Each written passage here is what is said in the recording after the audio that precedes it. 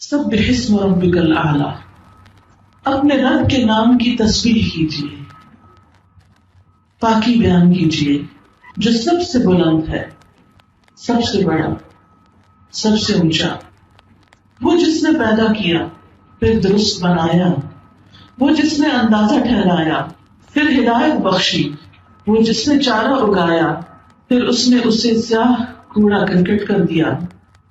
سبح اسم ربک الاعلی، اپنے رب اعلیٰ کے نام کی تسبیح کیجیے۔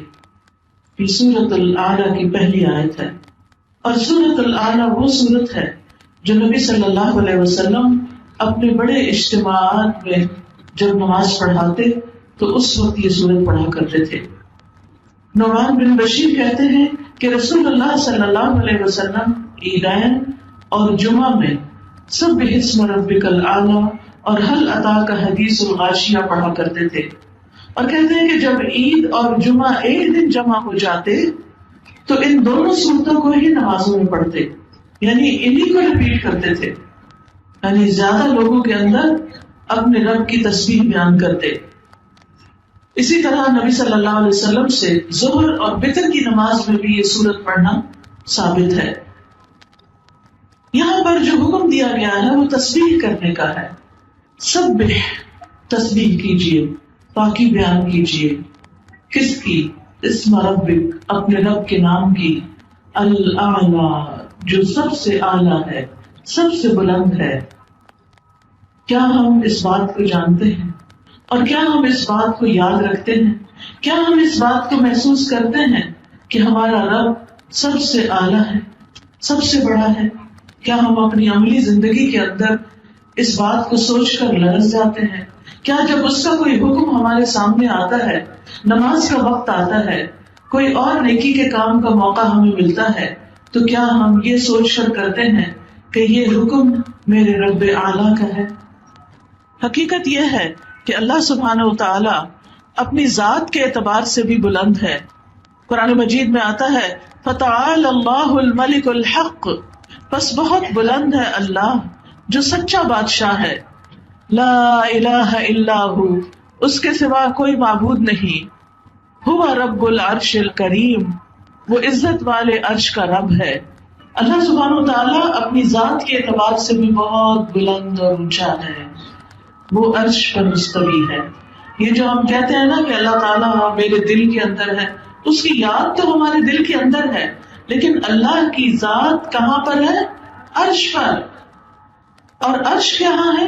عرش تمام مخلوقات کی چھت ہے، ساری کی ساری اللہ کی کریشن اس عرش کے نیچے آتی ہے، اور عرش پانی پر ہے، اور پانی سارے آسمانوں کے اوپر ہے، اور اللہ تعالیٰ عرش پر بلند ہے۔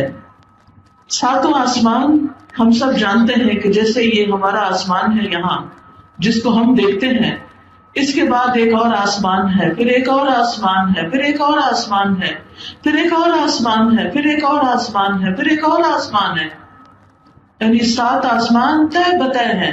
قرآن مجید میں آتا ہے الم تروا کیف خلق اللہ 7 سماوات طباقا، کیا تم دیکھتے نہیں کہ اللہ نے کس طرح 7 آسمانوں کو تہ بتہ پیدا کیا، ایک کے اوپر ایک۔ اور پھر آپ دیکھیے کہ آسمانوں کے بعد جنت ہے، یعنی 7 آسمانوں کے اوپر جنت ہے، اور جنت کے 100 درجے ہیں، اور ہر درجے کا درمیانی فاصلہ اتنا ہے جتنا زمین اور آسمان کے بیچ کا فاصلہ ہے۔ اس سے آپ اندازہ لگائیے کہ بلندیاں اور اونچائیاں کتنی زیادہ ہیں۔ کیا ہم میں سے کبھی کوئی آسمان کو چھو سکا؟ ہم تو خود سے بادلوں کو بھی نہیں چھو سکتے، اس کے لیے بھی وہ جہاز اوپر جاتے ہیں تو اس کے اندر سے گزرتے ہیں، لیکن جہازوں کے بھی اوپر جانے کی ایک لمٹ ہے، اس سے آگے وہ نہیں جا سکتے۔ اس کے بعد یہاں سے زمین سے آسمان تک کا فاصلہ 500 سال کے برابر ہے، اور پھر 7 آسمان اور 7 آسمانوں پہ جنت، اور جنت کے 100 درجے، اور ہر 2 درجوں کے درمیان اتنا فاصلہ جتنا کہ زمین اور آسمان کے درمیان کا فاصلہ، اور پھر فردوس اس جنت کا اعلیٰ ترین درجہ، اس سے جنت کی 4 نہریں نکلتی ہیں، اس کے اوپر پانی ہے، اور اس کے اوپر رب کا عرش ہے، اور رب عرش کے اوپر ہے۔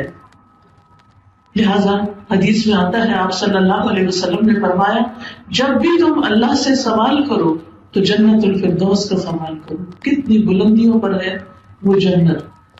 اور پھر آپ دیکھیے کہ ساتویں آسمان اور عرش کے درمیان 70,000 حجاب ہیں. وَقَرَّبْنَاهُ نَجِيًّا کے بارے میں مجاہد جو مفسر ہیں وہ کہتے ہیں ساتویں آسمان اور عرش کے درمیان 70,000 پردے ہیں. اور اللہ تعالیٰ موسیٰ علیہ السلام کو قریب کرتے رہے یہاں تک کہ دونوں کے درمیان ایک پردہ رہ گیا. جب اس جگہ کو دیکھا اور لوح محفوظ پر لکھنے والے قلم کی آواز سنی تو موسیٰ علیہ السلام کا شوق بڑھ گیا. کہنے لگے ربی ارنی انظر الیک، اے میرے رب تو مجھے اپنا آپ دکھا، میں تجھے دیکھنا چاہتا ہوں. لیکن اللہ سبحانہ تعالیٰ نے کیا فرمایا کہ لن ترانی، تو مجھے ہرگز نہیں دیکھ سکتا. دنیا میں تو ہم نہیں دیکھ سکتے، پیغمبر بھی نہیں دیکھ سکے، لیکن قیامت کے دن اللہ سبحانہ تعالیٰ اپنے خاص بندوں کو اپنا دیدار کروائے گا. دعا کریں اللہ سبحانہ تعالیٰ ہم سب کو ان میں شامل کر لیں. یاد رکھیے کہ ساتویں آسمان پر بیت المعمور بھی ہے جس میں روزانہ 70,000 فرشتے عبادت کرتے ہیں اور کسی بھی فرشتے کی باری دوبارہ نہیں آئے گی، ایک دفعہ بس اس کو موقع ملتا ہے. ہم تو خوش قسمت ہیں کہ ہم کئی دفعہ کعبہ جا سکتے ہیں اور وہاں طواف کر سکتے ہیں، لیکن فرشتے اتنی کثرت سے اللہ کی عبادت کر رہے ہیں کہ وہاں پر کوئی بھی فرشتہ جو ایک دفعہ اس گھر میں گیا دوبارہ اندر داخل نہیں ہو سکتا. اور پھر آپ دیکھیے کہ رب کا عرش جو فرشتے اٹھائے ہوئے ہیں ان فرشتوں کی اپنی جسامت کتنی بڑی ہے. نبی صلی اللہ علیہ وسلم نے فرمایا مجھے اجازت دی گئی ہے کہ میں ان میں سے کسی فرشتے کے بارے میں بات بیان کروں.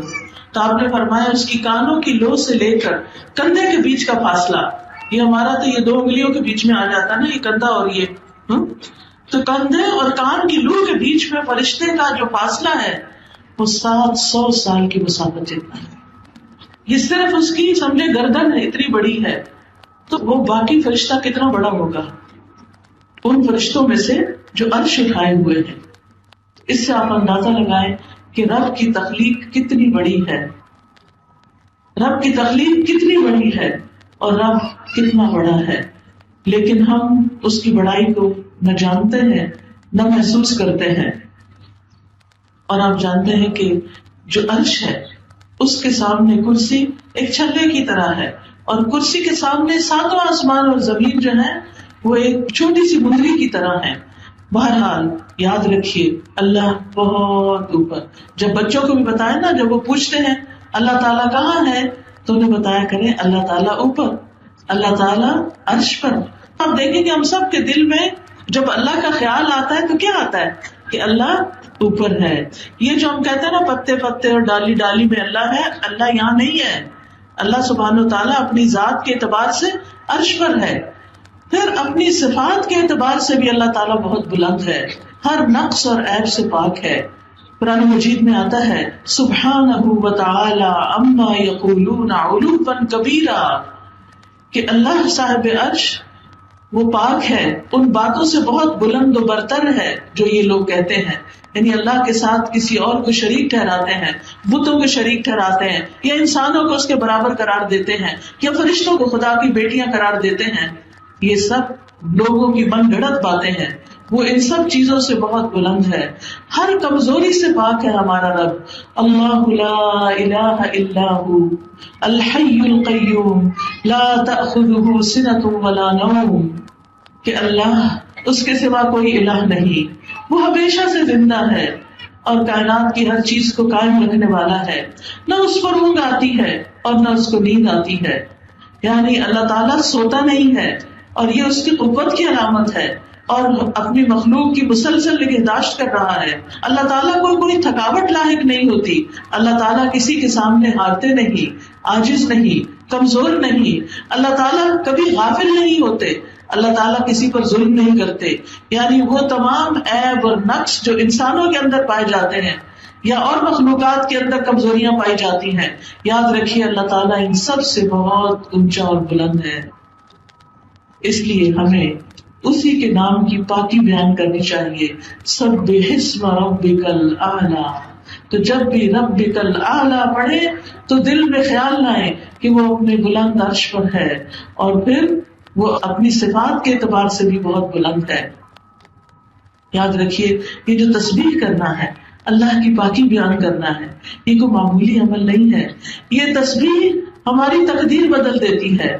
تسبیح جو ہے یہ بہت غموں کا علاج ہے، دکھوں کا علاج ہے، پریشانیوں کا حل ہے، کہ جب انسان اپنی زبان سے یہ کہتا ہے کہ میرا رب پاک ہے، اس کا ہر فیصلہ صحیح ہے، وہ کسی پہ ظلم نہیں کرتا، اس کا نام پاک ہے، اس کی ذات پاک ہے، اس کے افعال پاک ہیں، وہ ہر نقص سے پاک ہے، تو اس سے انسان اللہ سبحانہ تعالیٰ کو راضی کرتا ہے، اللہ کو خوش کرتا ہے۔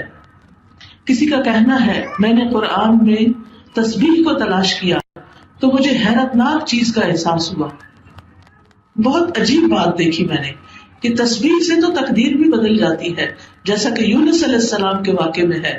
اللہ تعالیٰ فرماتے ہیں فَلَوْلَا أَنَّهُ كَانَ مِنَ الْمُسَبِّحِينَ لَلَبِثَ فِي بَطْنِهِ إِلَى يَوْمِ يُبْعَثُونَ، اگر یہ بات نہ ہوتی کہ بے شک وہ تسبیح کرنے والوں میں سے تھا تو یقیناً اس کے پیٹ میں، یعنی مچھلی کے پیٹ میں اس دن تک رہتا جس میں لوگ اٹھائے جائیں گے۔ یعنی یونس علیہ السلام کو اللہ نے تکلیف سے نجات کیوں دی؟ کیونکہ انہوں نے کیا پڑھا تھا؟ تسبیح پڑھی تھی۔ کون سی تسبیح؟ لا الہ الا انت سبحانک انی کنت من الظالمین۔ اللہ تعالیٰ فرماتے ہیں اگر وہ یہ تسبیح نہ پڑھتے تو مچھلی کے پیٹ میں ہی رہتے، اس تسبیح کی وجہ سے وہ مشکل سے نکل آئے۔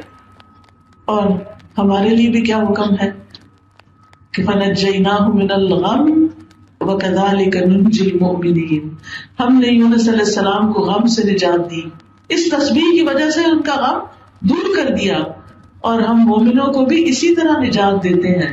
لہذا جس شخص کے دل میں کوئی غم ہے، کوئی پریشانی ہے، کوئی دکھ ہے، کوئی تکلیف ہے، وہ کیا پڑھا کرے؟ پڑھیے لا الہ الا انت سبحانک انی کنت من الظالمین۔ اس کا مطلب کیا ہے؟ لا الہ الا انت، تیرے سوا کوئی الہ نہیں، سبحانک تو پاک ہے، تیرا کوئی قصور نہیں، تیری غلطی نہیں، تیرا کوئی فیصلہ غلط نہیں، انی کنت من الظالمین، بے شک میں ظالموں میں سے ہوں، میری غلطی ہے۔ تو بندہ جب رب کے سامنے اپنی غلطیوں کی معافی مانگ لیتا ہے، اپنی غلطی کا اعتراف کر لیتا ہے، جو کہ ایک مشکل کام ہوتا ہے، تو انسان رب کے قریب ہو جاتا ہے۔ یعنی عام طور پہ ہم سے گناہ ہوتے ہیں، تو پھر جب کوئی مصیبت آتی ہے ہمارے گناہوں کی وجہ سے تو ہم کہتے ہیں کہ پتہ نہیں کس گناہ کی سزا ملی ہے، میں نے تو کبھی کوئی غلط کام کیا ہی نہیں، اپنی پاکی بیان کرنا شروع کر دیتے ہیں، اپنے آپ کو معصوم ثابت کرنے لگتے ہیں، ڈھونڈنے تو ہمیں اپنے اندر کوئی غلطیاں نظر نہیں آتی، حالانکہ ہر انسان کی غلطیاں دوسرے کو اچھی طرح نظر آ رہی ہوتی، لیکن ہمیں خود نظر نہیں آ رہی ہوتی۔ تو اس لیے بہت ضروری ہے کہ ہم اللہ کی تسبیح کرنے والوں میں شامل ہو جائیں۔ اللہ کے نیک بندے جو تھے وہ تسبیح کیا کرتے تھے۔ داؤد علیہ السلام کے ساتھ پہاڑ بھی تسبیح کرتے، پرندے بھی تسبیح کرتے تھے۔ تسبیح ہی وہ ذکر ہے کہ جس کو داؤد علیہ السلام جب کرتے تو باقی مخلوق بھی ساتھ کرتی۔ وَسَخَّرْنَا مَعَ دَاوُودَ الْجِبَالَ يُسَبِّحْنَ وَالطَّيْرَ، ہم نے داؤد علیہ السلام کے ساتھ پہاڑوں کو مسخر کر دیا جو تسبیح کرتے تھے۔ یاد رکھیے اللہ کی ساری مخلوق تسبیح کرتی ہے۔ قرآن مجید میں آتا ہے أَلَمْ تَرَ أَنَّ اللَّهَ يُسَبِّحُ لَهُ مَنْ فِي السَّمَاوَاتِ وَالْأَرْضِ، کیا تم دیکھتے نہیں کہ اللہ کے لیے تسبیح کر رہے ہیں وہ سب جو آسمانوں میں ہے اور جو زمین کے اندر، سب تسبیح کر رہے ہیں۔ سمندر میں مچھلیاں بھی تسبیح کرتی ہیں اللہ کی، زمین میں چونٹیاں اپنے بلوں میں اللہ کی تسبیح کرتی ہیں، اللہ کی پاکی بیان کرتی ہیں، باقی بھی پرند چرند حیوانات سارے اپنے رب کی پاکی بیان کرتے ہیں، اپنے رب کی تسبیح کرتے ہیں۔ موسیٰ علیہ السلام، زکریا علیہ السلام، یہ سب اپنے رب کی تسبیح کرتے تھے۔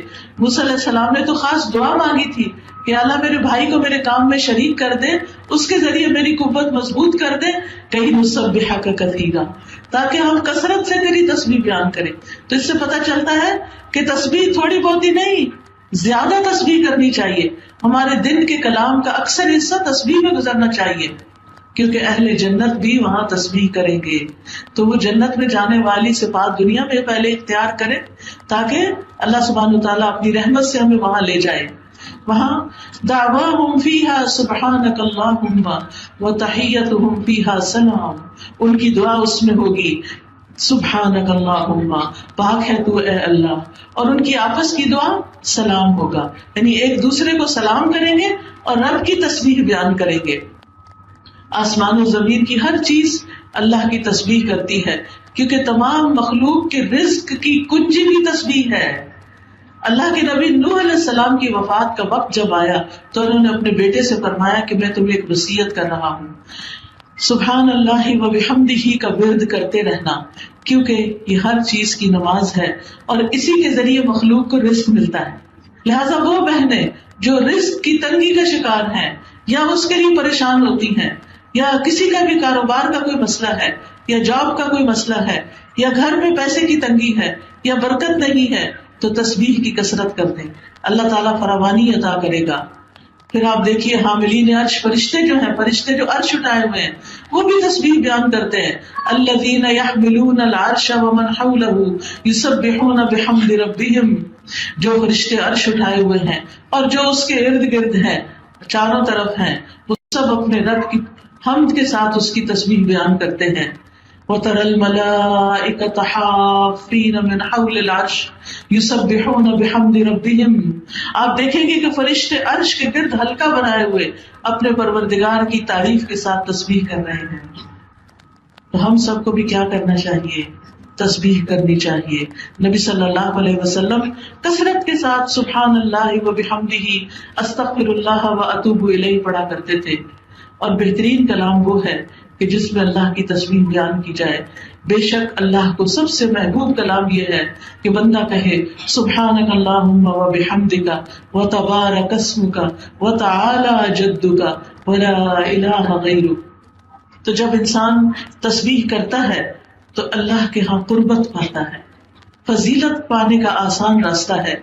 رسول اللہ صلی اللہ علیہ وسلم نے فرمایا، تم لوگ اللہ کی عظمت کا جو ذکر کرتے ہو، یعنی تسبیح، تحلیل اور تحمید، وہ عرش کے ارد گرد چکر لگاتے ہیں، اور ان کلمات کی بنبناہٹ ہوتی ہے جیسے شہد کی مکھیوں کی بنبناہٹ، یعنی ہم جب تسبیح پڑھتے ہیں تو یہ کہاں پہنچ جاتی ہے؟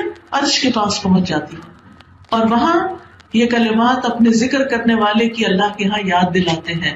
کیا تم میں سے کوئی یہ نہیں چاہتا کہ اس کے لیے کوئی ایسا ہو جو ہمیشہ اللہ کے ہاں اس کی یاد دلاتا رہے؟ یعنی وہ یاد دلاتا ہے کہ تیرا ایک بندہ ہے جو تیری تسبیح کر رہا ہے۔ تو فضول باتوں، فالتو باتوں، ان باتوں سے جن سے جھگڑے فساد ہوتے ہیں، ان سے بہتر کیا ہے کہ انسان اللہ کی تسبیح بیان کرے۔ پھر یاد رکھیے، تسبیح جو ہے وہ دل کی تنگی اور گھٹن کا علاج ہے، دل کی گھٹن کا علاج ہے۔ جب آپ کا سینہ گھٹ رہا ہو، جب آپ بلا وجہ اداس ہو رہے ہو، جب آپ کی روح بے چین ہو رہی ہو، تسبیح شروع کر دیں، سبحان اللہ و بحمدہ، سبحان اللہ العظیم، پڑھتے رہیں پڑھتے رہیں پڑھتے رہیں، لا الہ الا انت سبحانک انی کنت من الظالمین۔ تو آپ دیکھیں گے کہ آپ کا دل قرار پکڑ جائے گا، آپ کے اوپر سے بوجھ ہٹ جائے گا۔ اور خاص طور پر جب لوگ آپ پہ باتیں بنائیں، ہوتا ہے نا کہ ہر وقت انسان کو لوگوں کا ڈر ہوتا ہے، اچھا کھانا اچھا نہیں بنا لوگ باتیں بنائیں گے، میں نے اس شادی میں کپڑے پرانے پہن لیے لوگ باتیں بنائیں گے، میں نے اپنی بہو کو یہ نہیں دیا تو لوگ باتیں ہر وقت ہمیں لوگوں کی باتوں کا ڈر ہوتا ہے، جس کی وجہ سے ہم اللہ کی فرما برداری نہیں کرتے، اللہ کی اطاعت نہیں کرتے، اللہ کے آگے جھکتے نہیں کہ لوگ کیا کہیں گے۔ تو اس کا علاج بھی کیا ہے کہ انسان اپنے رب کی تسبیح کرے، سبحان اللہ و بحمدہ، سبحان اللہ العظیم۔ رسول اللہ صلی اللہ علیہ وسلم نے فرمایا، جو شخص رات سے خوف کھائے، بعض اوقات ایسا ہوتا ہے نا، سب بچوں کی شادی ہو جاتی ہے، سب چلے جاتے ہیں، گھر خالی ہو جاتے ہیں، آپ اکیلے رہ جاتے ہیں، آپ کو رات کے وقت ڈر لگنے لگتا ہے، بہترین علاج ہے تسبیح۔ نبی صلی اللہ علیہ وسلم نے فرمایا، جو رات سے خوف کھائے کہ وہ اسے پریشان کرے گی، یا مال خرچ کرنے سے بخل کرے، یعنی اس کو صدقہ کرنے کو دل نہیں چاہتا، یا دشمن سے مقابلہ کرنے سے ڈرے، تو اس کو اس قول کی کثرت کر دینی چاہیے، سبحان اللہ و بحمدہ، کیونکہ یہ اللہ کے نزدیک سونے کا پہاڑ اللہ عز و جل کے راستے میں خرچ کرنے سے زیادہ محبوب ہے۔ یعنی اگر آپ کے پاس سونے کا پہاڑ ہو اور وہ آپ صدقہ کر دیں تو اس سے بہتر، اس سے زیادہ اجر آپ کما سکتے ہیں تسبیح کی کثرت کر کے، کیونکہ جس کے پاس ہے وہ تو خرچ کرے گا، وہ تو صدقہ کرے گا اور اجر کمائے گا. لیکن بعض اوقات انسان کہتا ہے یہ میرے بچے کی فیس ہے، ابھی فلاں کی شادی ہے، ابھی حج پہ جانا ہے، ابھی یہ کام ہے وہ کام ہے، تو انسان گھر بنانا ہے، بچت کرتا رہتا ہے، صدقہ نہیں ہو پاتا اس طرح جتنا دل چاہتا ہے. تو پھر کیا کریں؟ اس کا ازالہ کرنے کے لیے تسبیح شروع کر دیں. انشاءاللہ وہ کمی کوتاہی نہیں آئے گی، یعنی آپ کے اعمال نامے میں کمی نہیں ہوگی، کیونکہ تسبیح کرنا صدقہ ہے. نبی صلی اللہ علیہ وسلم نے فرمایا تم میں سے جو آدمی صبح کرتا ہے اس کے ہر جوڑ پر صدقہ لازم ہو جاتا ہے. ہر صبح سویرے جب نیا سورج نکلتا ہے تو کیا ہوتا ہے؟ صدقہ کیا ہوتا ہے؟ صدقہ لازم ہو جاتا ہے. غور سے سنیے، صدقہ ہمارے اوپر روزانہ لازم ہوتا ہے.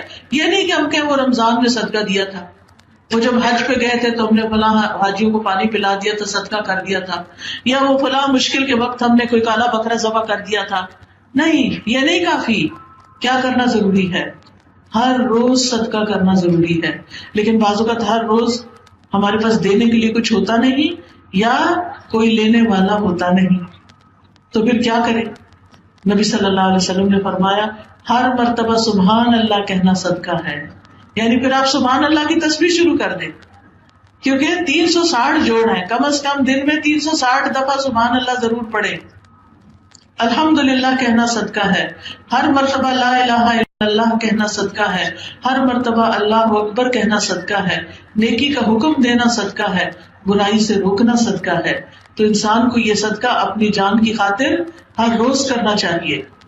اس سے انسان کی نیکیوں میں اضافہ ہوتا ہے، خطائیں معاف کر دی جاتی ہیں. یعنی صبح شام اگر انسان 100 بار سبحان اللہ و بحمدہ پڑھتا ہے تو اس کے گناہ معاف ہو جاتے ہیں، اگرچہ وہ سمندر کی جھاگ کے برابر ہی کیوں نہ ہو.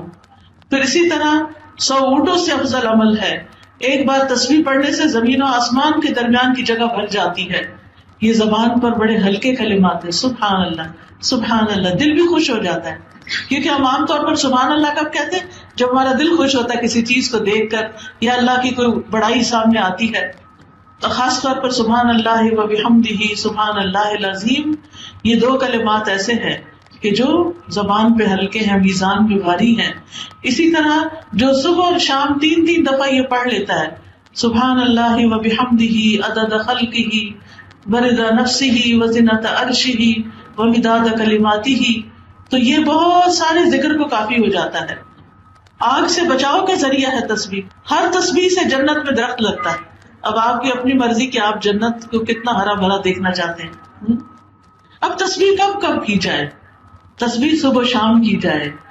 قرآن مجید میں آتا ہے یا ایھا الذین آمنوا اذکروا اللہ ذکرا کثیرا وسبحوہ بکرۃ واصیلا. اے ایمان والو، اللہ کو بکثرت یاد کیا کرو اور صبح شام اس کی تسبیح بیان کیا کرو. تو اپنے اوپر لازم کر لیں، پابندی کر لیں. اگر آپ آرام سے ایک جگہ بیٹھ کے نہیں کر سکتے تو مثلا صبح کا ناشتہ بناتے ہوئے تسبیح کرتے رہیں، شام کا کھانا بناتے ہوئے تسبیح کرتے رہیں. تو اس طرح جو کام آپ روز صبح شام کرتے ہیں، میں نے تو ایک مثال ہی دی ہے، تو اس میں آپ تسبیح کرتے رہیں.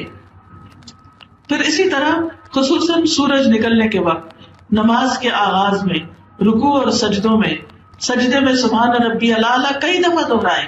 پھر نمازوں کے بعد بھی پڑھے 33 دفعہ سبحان اللہ، 33 دفعہ الحمدللہ اور 34 دفعہ اللہ اکبر. اگر اتنی دفعہ ٹائم نہ ہو تو 10 دفعہ ہی پڑھ لے. پھر رات کے وقت نبی صلی اللہ علیہ وسلم جب سونے لگتے تھے تو سبحان اللہ سبحان اللہ سبحان ربی پڑھتے رہتے. ان کے خادم کہتے ہیں کہ میری آنکھ لگ جاتی تھی، لیکن نبی صلی اللہ علیہ وسلم دیر تک اللہ کی تسبیح بیان کرتے تھے، سوتے وقت اللہ کی تسبیح. پھر اسی طرح قرآن پاک پڑھتے ہوئے جہاں اللہ تعالیٰ کی پاکی بیان ہو، کوئی اچھی بات بیان ہو، تو اس وقت سبحان اللہ کہتے تھے آپ. بجلی کی کڑک سن کے سبحان الذی سبحت لہ، پھر بلندی سے اترتے ہوئے سبحان اللہ پڑھتے. اس سے فائدہ کیا ہوگا؟ یعنی کیا فائدہ؟ سبح اسم ربک الاعلی الذی خلق فسوی والذی قدر فہدی والذی اخرج المرعى فجعله غثاء احوا سنقرئك فلا تنسى الا ما شاء الله انه يعلم الجهر وما يخفى ونيسرك لليسرى. تسبیح سے، اللہ کا ذکر کرنے سے آپ کے کاموں میں آسانی پیدا ہوتی ہے، آپ کے لیے کام آسان ہو جائے گے. کاموں میں آسانی کس کس چیز سے پیدا ہوتی ہے تسبیح کے علاوہ؟ اللہ کے تقوی سے. اللہ کا ڈر آسانیاں پیدا کرتا ہے. قرآن مجید میں آتا ہے وَمَن يَتَّقِ اللَّهَ يَجْعَل لَّهُ مِنْ أَمْرِهِ يُسْرًا. جو اللہ سے ڈرتا ہے اللہ اس کے کام میں آسانی پیدا کر دیتا ہے. اللہ کا ڈر اپنے اندر لائے. اللہ کا ڈر کیا ہوتا ہے؟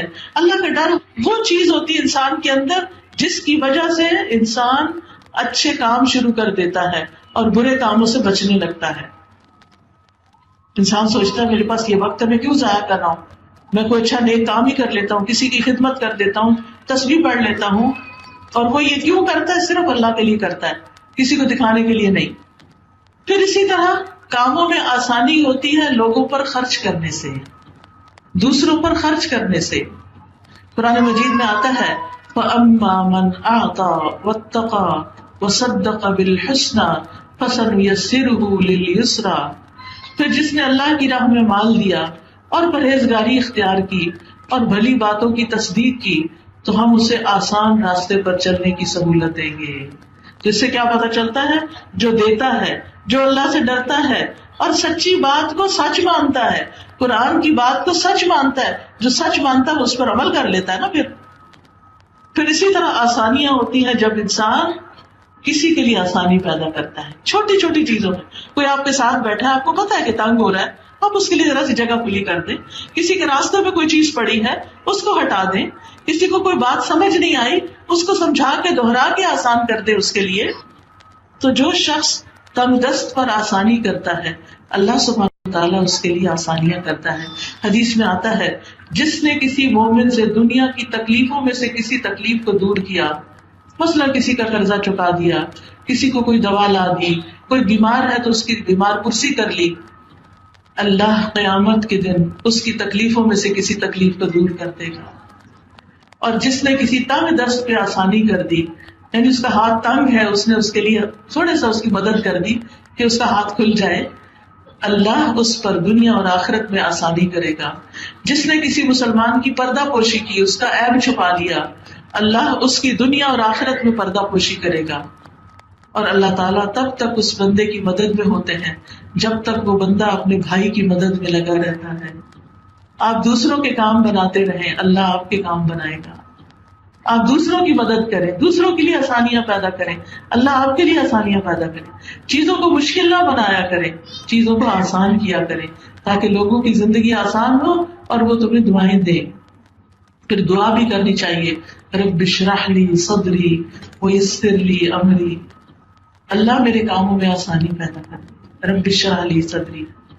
پھر اگر کوئی مشکل آ جائے اللہم لا سہل الا ما جعلتہ سہلا وانت تجعل الحزن سہلا اذا شئت. کوئی بیمار ہے گھر میں، ابھی میں آ رہی تھی، ایک بچی نے بتایا کہ اس کی والدہ کے ایکسیڈنٹ ہو گیا، وہ کوما میں چلی گئی ہیں. اللہ ان کے لیے آسانی کرے اور ان کو صحت عطا کرے.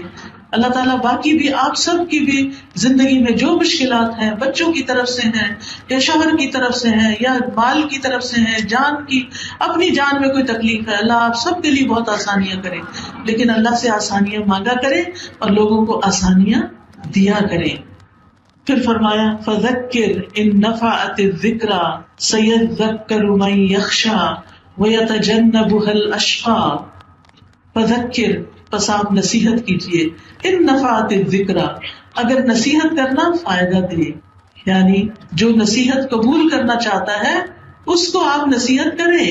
سیذکر من یخشی، ضرور نصیحت پکڑے گا جو ڈرتا ہے. بار بار اللہ سے ڈرنے کی بات ہو رہی، کیونکہ یہ تقوی ہی نیک اعمال کی بنیاد ہے. اللہ کا ڈر ہے جو بندوں کو سیدھا رکھتا ہے اور ٹیڑھا ہونے سے بچاتا ہے اور دوسروں کے اوپر ظلم زیادتی سے بچاتا ہے. وَيَتَجَنَّبُهَا الْأَشْقَىٰ، اور بدبخت اس سے کنارہ کشی کر لے گا، وہ نصیحت قبول نہیں کرے گا. یاد رکھیے جب کوئی ہمیں نصیحت کرے اور ہم آگے سے بگڑے تو یہ بدبختی کی علامت ہے، کیونکہ یہاں پر کیا فرما رہے اللہ تعالیٰ، وَيَتَجَنَّبُهَا الْأَشْقَىٰ، جو سب سے بڑا بدبخت ہے وہ نصیحت سے منہ موڑ لے گا. ماں نصیحت کر رہی ہے بچی کو شرم و حیا کی، اچھا لباس پہننے کی، حجاب کرنے کی، اور بچی آگے سے بگڑنا شروع کر دے تو یہ خوش قسمتی کی بات نہیں ہے. ماں باپ کو ستانا بھی ہے اور اللہ کی نافرمانی کرنا بھی ہے اس میں. تو ایمان والوں کو کیا حکم ہے؟ وَذَكِّرْ فَإِنَّ الذِّكْرَىٰ تَنفَعُ الْمُؤْمِنِينَ. نصیحت مومنوں کو فائدہ دیتی ہے. اور حدیث میں آتا ہے مومن کو اس حال میں پیدا کیا گیا ہے کہ وہ آزمائش میں مبتلا ہونے والا، توبہ کرنے والا اور بھولنے والا ہوتا ہے. یعنی وہ لوگوں کے برے سلوک نہیں یاد رکھتا.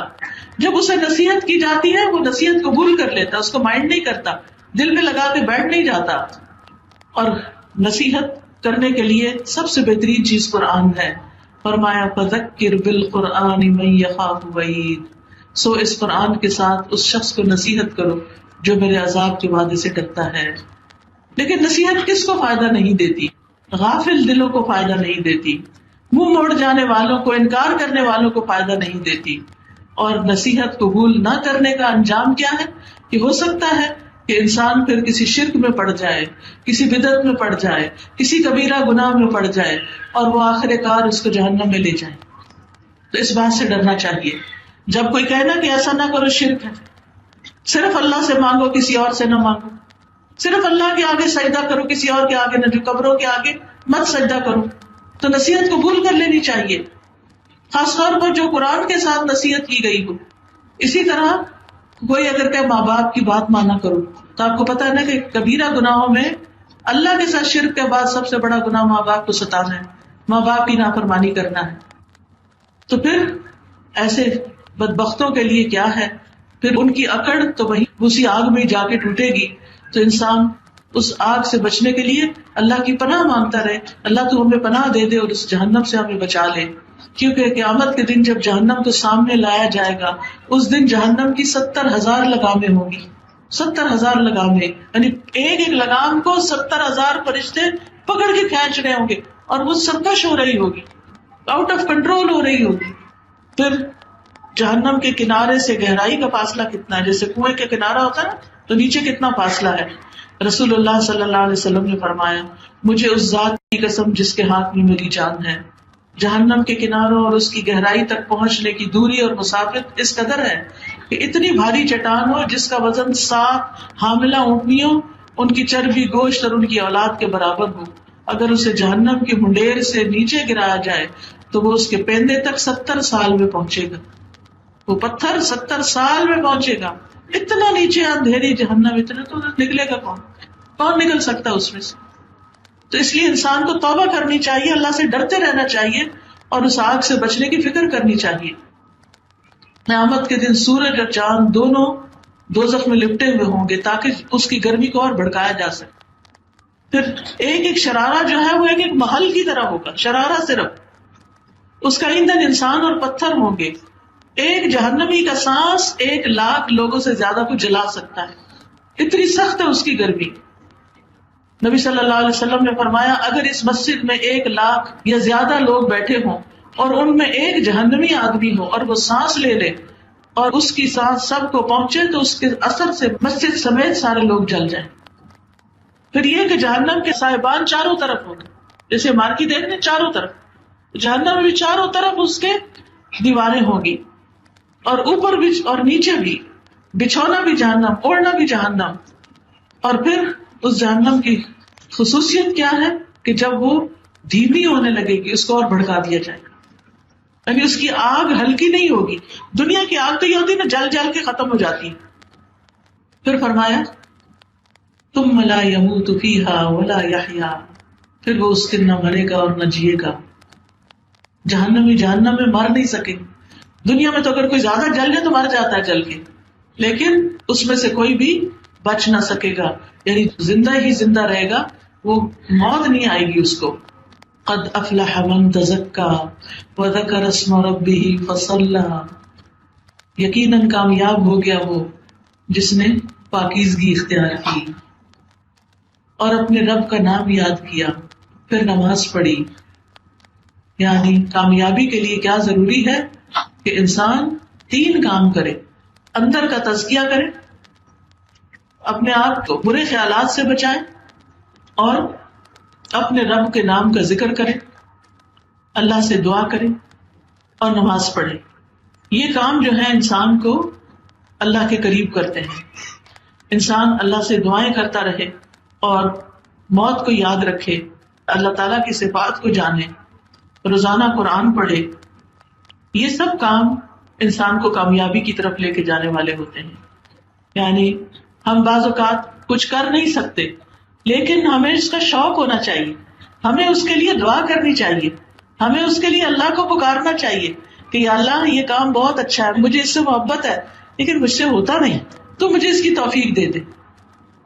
مثلا زندگی میں کم از کم ایک بار تو قرآن کو پورے سمجھ کے پڑھنا چاہیے، اس کا ترجمہ یاد کرنا چاہیے. جگہ جگہ کلاسز کھلی ہوئی ہیں، آپ وہاں جا کر داخلہ لے سکتے ہیں، پڑھ سکتے ہیں.